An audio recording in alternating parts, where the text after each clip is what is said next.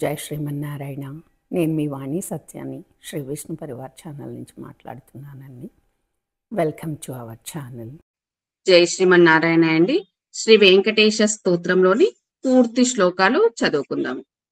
కమలాకు చూచుక కుంకుమతో నియతారునితాతుల నీలతనో కమలాయతలోచనలోకపతే విజయీ భవ వెంకటశైలపతే సచతుర్ముఖ షణ్ముఖ పంచముఖ ప్రముఖాఖిల దైవత మౌలిమనే శరణాగత వత్సల సారనిధే పరిపాలయ మాం వృషశైలపతే అతివేళతయా తవ దుర్విషహైరనువేళ కృతైరపరాధశతైః భరితం త్వరితం వృషశైలపతే పరయా కృపయా పరిపాహి హరే అధివేంకటశైలముదారమతేర్జనతాభిమతాధికదానరతాత్ పరదేవతయా గదితాన్నిగమైః కమలాదయితాన్న పరంకలయే కలవేణురవావశగోపవధూషతకోటివృతాత్స్మరకోటి సమాత్ ప్రతివల్లవికాభిమతా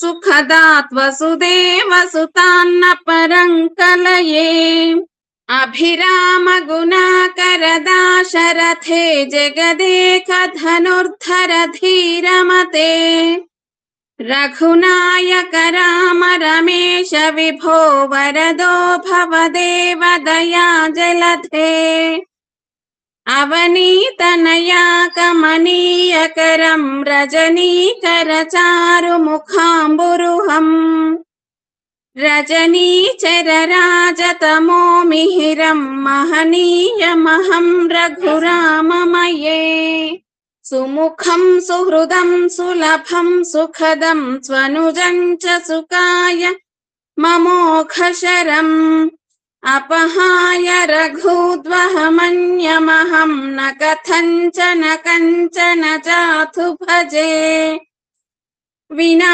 వెంకటేశం ననాథో ననాథః సదా వెంకటేశం స్మరామి స్మరామి హరే వెంకటేశ ప్రసీద ప్రసీద ప్రియం వెంకటేశ ప్రయచ్ఛ ప్రయచ్ఛ అహం దూరతస్తే పదాంభోజయుగ్మ ప్రణామేచ్ఛయా గత్య సేవాం కరోమి సకృత్సేవయా నిత్య సేవా ఫలం త్వం ప్రయచ్ఛ ప్రయచ్ఛ ప్రభో వెంకటేశ అజ్ఞానినా మయా దోషాన్ అశేషాన్ విహితాన్ హరే క్షమస్వత్వం క్షమస్వత్వం శేషశైల శిఖామణే. Thank you for watching this video అండి. ఈ వీడియో కనుక మీకు నచ్చినట్లయితే తప్పకుండా సబ్స్క్రైబ్ చేసుకోండి, అలాగే లైక్ చేయండి. లైక్ చేయటం మాత్రం మర్చిపోవద్దండి. మీరు లైక్ చేస్తే మీలాంటి టేస్ట్ ఉన్న వాళ్ళకి ఇంకా చాలామందికి రీచ్ అవుతుంది, మన ఛానల్ గ్రో అవుతుంది, ఎక్కువ మందికి నేర్చుకునే అవకాశం కల్పించిన వాళ్ళం అవుతాము. థ్యాంక్ యూ సో మచ్ అండి వన్స్ అగైన్.